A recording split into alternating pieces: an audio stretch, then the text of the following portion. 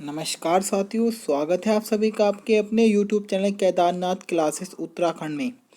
आज हम फिर से आपके सामने उत्तराखंड खजाना क्लासेस लेकर आए हैं, जो कि लगभग आपका 7 या 8 पार्ट होगा। लास्ट टाइम कुछ छात्रों के कमेंट्स आए थे कि सर आप इस पे पार्ट पे क्रम डाल दे करिए, इस क्रम का टेस्ट है।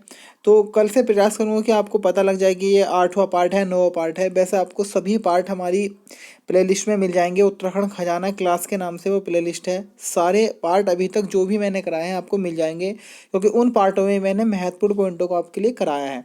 तो आप बने रहिएगा हमारे साथ। अपनी सफलता को प्राप्त करने के लिए आपको थोड़ी मेहनत करनी होगी, हमारे साथ देना होगा, वीडियो को अच्छे से देखना होगा और अच्छे से लाइक कर दीजिएगा। और जितने भी आपके साथी उनको शेयर करना ना भूलें, क्योंकि ये वीडियो आपकी आने वाली सभी परीक्षाएं, बीडीओ, बीपीडीओ, आरओ, क्लर्क, पटवारी, पुलिस या उत्तराखंड की कोई भी ऐसी परीक्षा क्या है वो प्रवक्ता की हो जिसमें उत्तराखंड से संबंधित क्वेश्चन आते हैं, आपके लिए बेनिफिट रहेगी। आप 60 पार्ट पूरे देख लीजिएगा। जब ये पूरी क्लास हो जाएगी तो आपको लगभग 30 क्वेश्चन आपको उत्तराखंड के एग्जाम में देखने को मिलेंगे।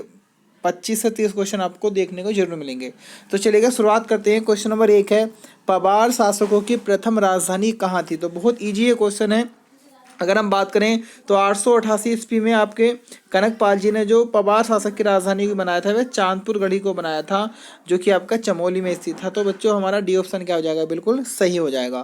क्वेश्चन नंबर 2 है, निम्न में से कौन जौनसारी गायक है? अगर मैं जौनसारी गायक की बात करूं तो बच्चों ये सभी क्या है आपके जौनसारी गायक हो जाएंगे, चाहे वो जगत राम वर्मा जी हो, फकीरा सिंह चौहान जी हो या नंदलाल भारती जी हो। तो हमारा डी ऑप्शन क्या हो जाएगा आपका? बिल्कुल करेक्ट हो जाएगा।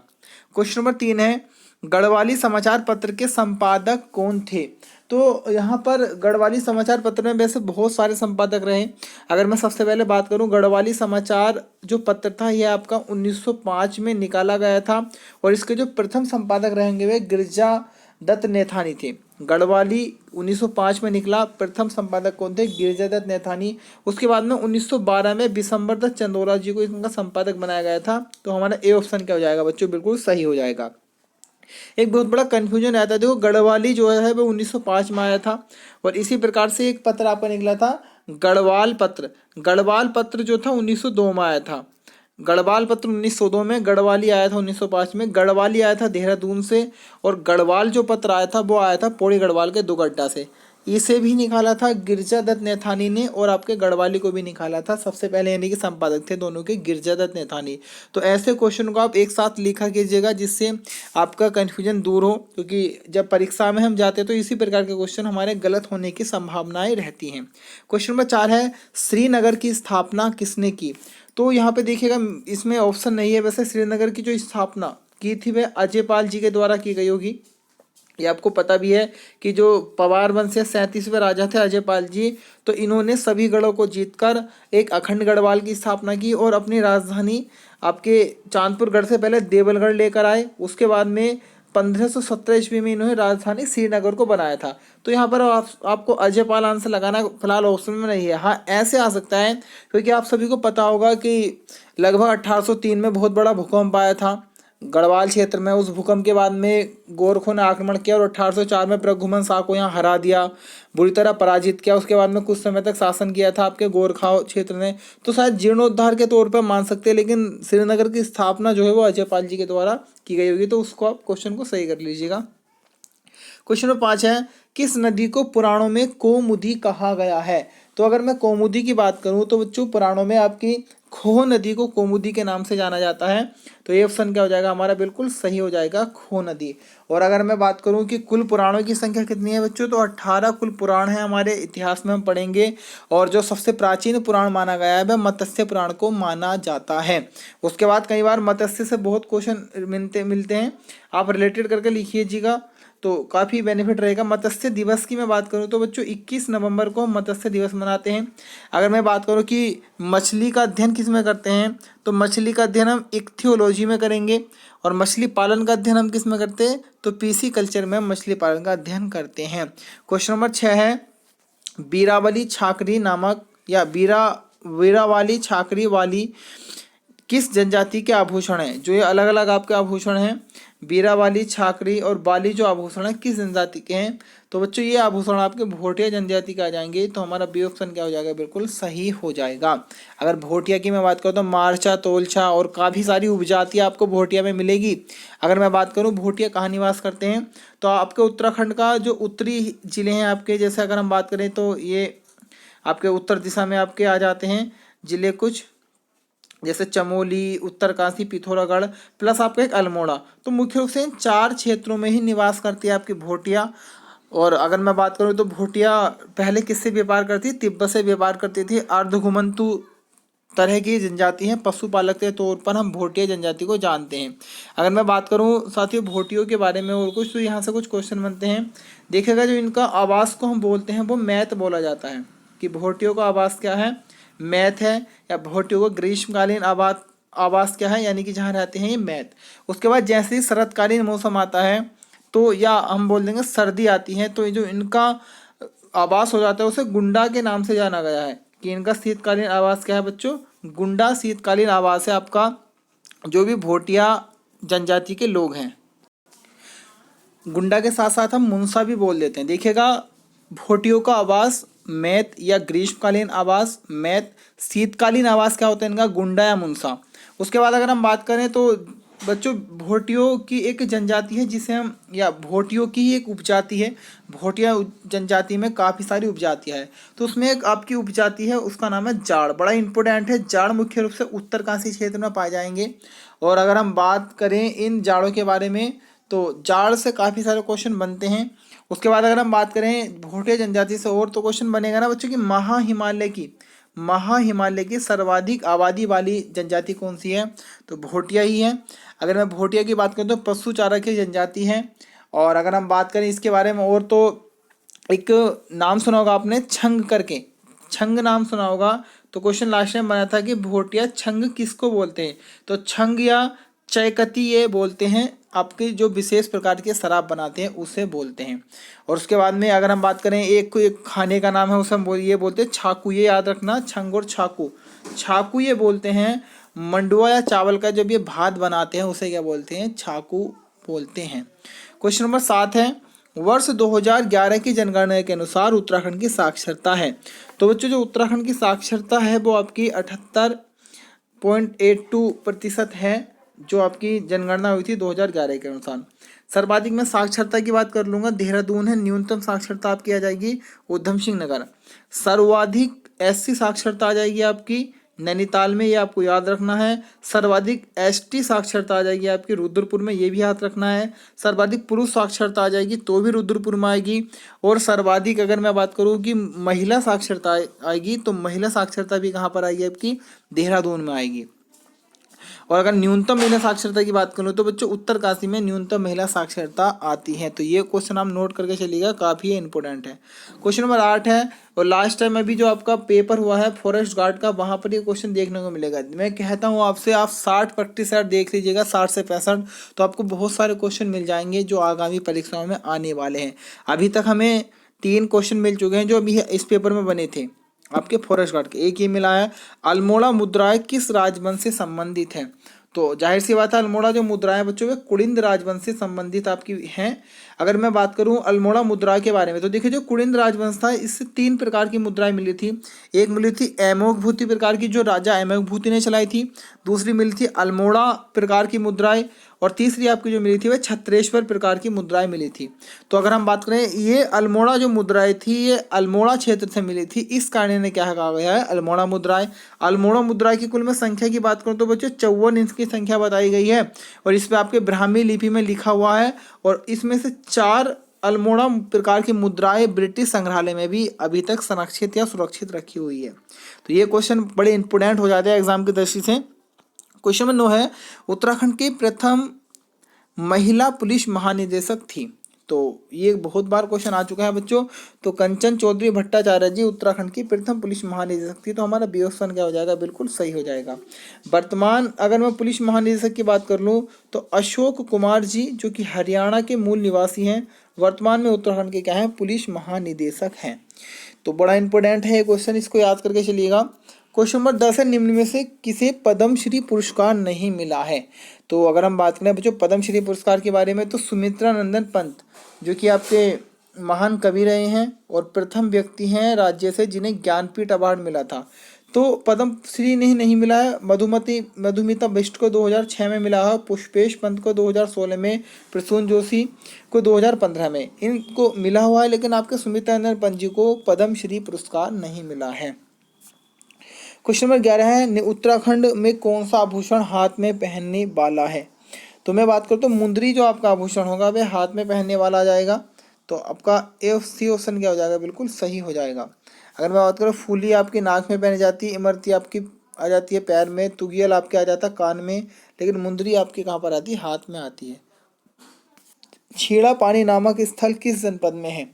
तो छीड़ा पानी नामक स्थल बच्चों आपका कहाँ पे स्थित है, चंपावत में स्थित है। ऑप्शन ए हमारा क्या है, बिल्कुल सही है। क्वेश्चन नंबर 13 है, पीला पानी नामक स्थान किस जनपद में स्थित है। तो पीला पानी जो आपका स्थान है ये भी कहाँ पर स्थित है, आपका नैनीताल में स्थित है। हमारा ए ऑप्शन क्या हो जाएगा, बिल्कुल सही हो जाएगा। पीला पानी नामक स्थल नैनीताल, छीड़ा पानी नामक स्थल चंपावत। फांसी का डेरा कहाँ पर है, नैनीताल में है। रामनगर कहाँ पर है, नैनीताल में है। हाईकोर्ट कहाँ पर है, नैनीताल में है।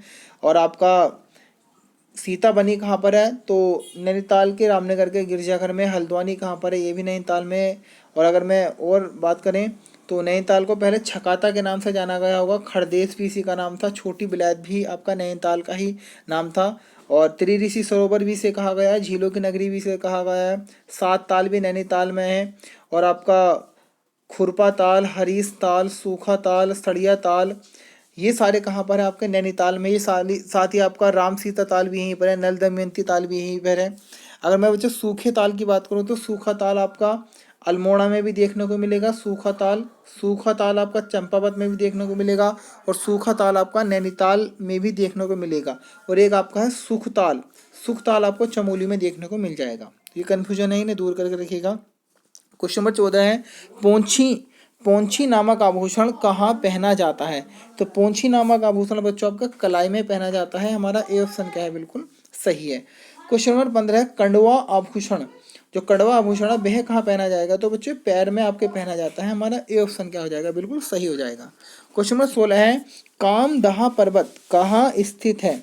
तो कामदहा पर्वत आपका पौड़ी गढ़वाल जिले में स्थित है। हमारा सी ऑप्शन क्या है बच्चों, बिल्कुल सही है, पौड़ी गढ़वाल में कामदहा पर्वत। उसके बाद में अगर हम बात करें क्वेश्चन नंबर 17 के बारे में, तो ऊन नगरी के नाम से प्रसिद्ध है। तो किसे ऊन नगरी कहा गया है, तो ये डिस्ट्रिक्ट में हमने पढ़ा रखा है आपको। ऊन नगरी के नाम से आपके मुनस्यारी को जाना गया है। तो हमारा डी ऑप्शन क्या हो जाएगा, आपका मुनस्यारी हो जाएगा। क्वेश्चन नंबर 18 है कि स्वतंत्रता के समय कुमाऊं के कमिश्नर थे। तो जिस समय भारत स्वतंत्र हुआ था उस समय जो कुमाऊं कमिश्नर थे वे कौन थे। तो आपको याद रखना है डब्ल्यू फिनले थे। और अगर आएगा स्वतंत्रता संग्राम के समय जब 1857 की क्रांति हुई थी उस समय कौन थे, तो रेमजे याद रखना है। और स्वतंत्र जिस समय हुआ था हमारा भारत उस समय कुमाऊं के कौन थे, तो डब्ल्यू फिनले। बड़ा कन्फ्यूजन वाला क्वेश्चन है, कई बार हम गलती से इसको रेमजे लगा देते हैं। क्वेश्चन नंबर 19 है, देववन किस जनपद में स्थित है। तो जो देववन स्थित है वो बच्चों आपका देहरादून में स्थित है। हमारा ए ऑप्शन क्या हो जाएगा, बिल्कुल सही हो जाएगा कि देवबन कहाँ पर स्थित है, आपका देहरादून में। तो ए ऑप्शन हमारे क्या है, सही है। क्वेश्चन नंबर 20 है, देवलथल किस जनपद में स्थित है। तो देवलथल आपका पिथौरागढ़ जिले में स्थित है। हमारा ए ऑप्शन क्या हो जाएगा, ये हो जाएगा। थल मंदिर भी कहाँ पर है, पिथौरागढ़ में। छिपला केदार पिथौरागढ़ में है। ध्वज मंदिर पिथौरागढ़ में है। सेम मुखेम जो मंदिर है वो पिथौरागढ़ में। छोटा कश्मीर पिथौरागढ़ को कहा जाता है। साथ ही साथ अगर मैं बात करूँ सोर घाटी में पिथौरागढ़ आपका स्थित होगा। राजा पिथौरा साहब ने इसे बसाया होगा। क्षेत्रफल के मामले में तीसरे क्रम पर आ जाता है पाताल भुवनेश्वर गुफा, जो कि आपकी कहाँ पर है, पिथौरागढ़ में ही कहा जाता है कि 33 करोड़ देवी देवता इसमें निवास करते हैं। मुनस्यारी पिथौरागढ़ में, गंगोली हाट पिथौरागढ़ में, बिरथी जलप्रपात आपका कहाँ पर आ जाएगा, पिथौरागढ़ में आ जाएगा। सर्वाधिक भोटिया जनजाति कहाँ पर रहती है, आपके पिथौरागढ़ में ही रहती है मुख्य रूप से।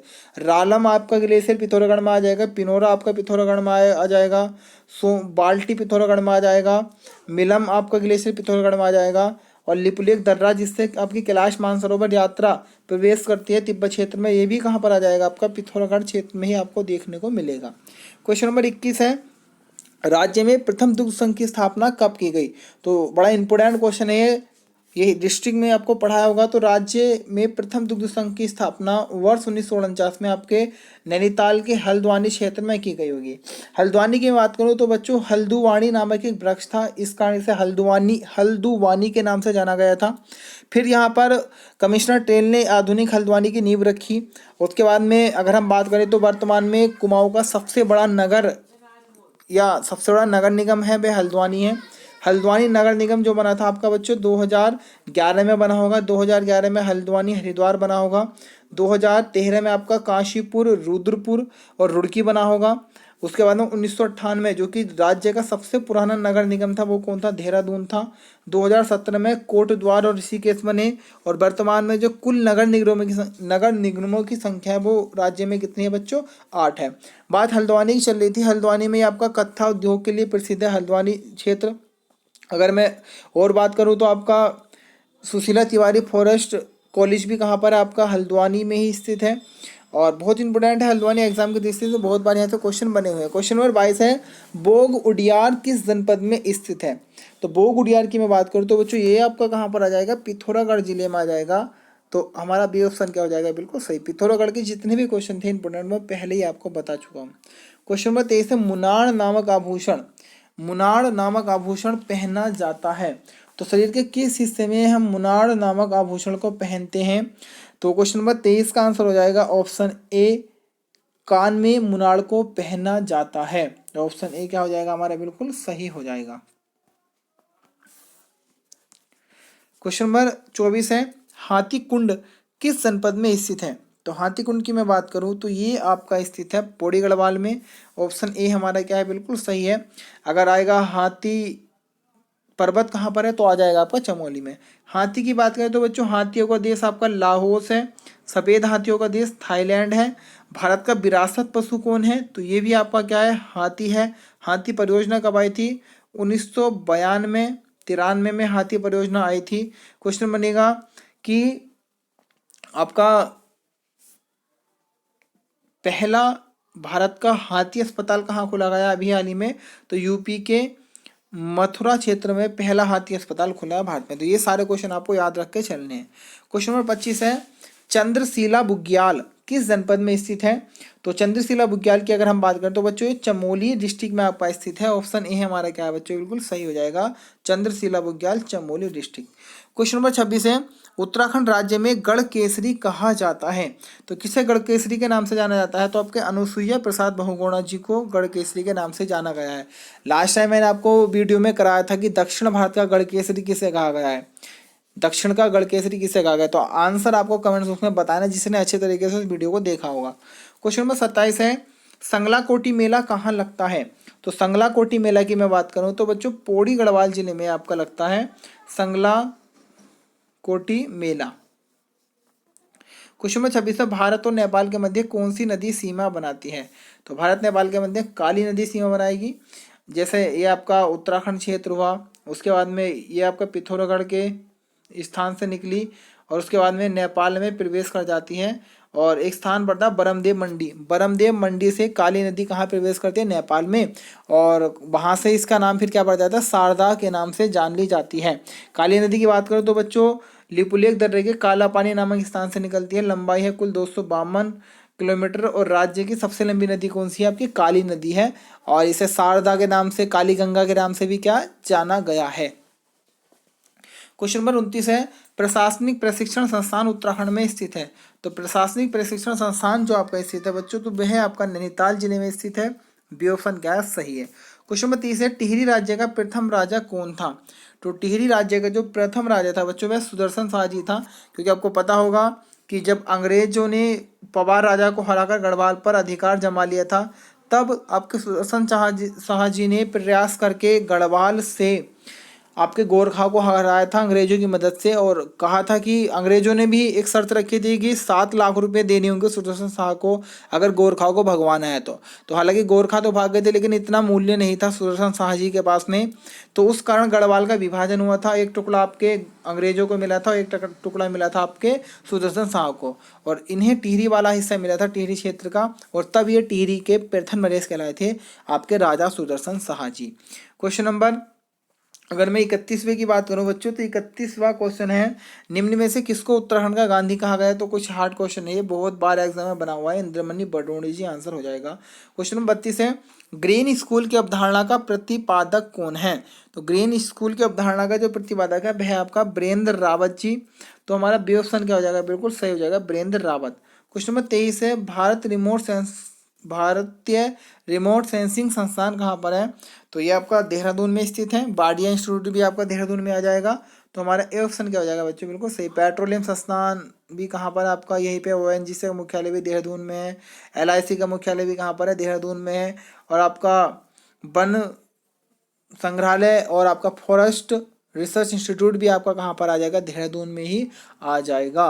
क्वेश्चन नंबर 34 है, 34, हंसुली आभूषण कहाँ पहना जाता है?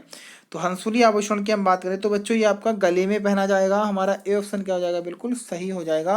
हंसुली आभूषण कहाँ पहना जाता है? आपके गले में इसे हम पहनते हैं। हंसुला भी बोल देंगे, हंसुली भी बोल देंगे, या मेरे सूत भी बोल सकते हैं, याद रखना। क्वेश्चन नंबर 35 है, धौली गंगा काली नदी का संगम है। धौली और काली का संगम कहाँ पर है? तो धौली गंगा और काली का संगम आपके खेला नामक स्थान पर है। हमारा डी ऑप्शन क्या सही है। और काली गोरी का आएगा तो बच्चों जोलजी भी आएगा, याद रखना है, जहाँ पर मेला भी लगता है। काली गोरी जोलजी भी, काली धौली खेला। क्वेश्चन नंबर, आज का अंतिम क्वेश्चन है, उत्तराखंड विधानसभा में एक सदस्य नामित किया जाता है किस वर्ग से? जैन समुदाय से, मुस्लिम समुदाय से, एंग्लो इंडियन समुदाय से और सिख समुदाय से। तो ये आपका जो किया जाता है बच्चों, नामित ये किया जाता है आपके एंग्लो इंडियन समुदाय से। सी ऑप्शन क्या हमारा बिल्कुल सही है। और कुल आपके 70 विधायक है विधानसभा में, एक क्या होगा आपका एंग्लो इंडियन, तो कुल मिलाकर 71 आ जाते हैं। तो ये थी आज की हमारी वीडियो। आप बने रहिएगा हमारे साथ, आपकी मेहनत और लगन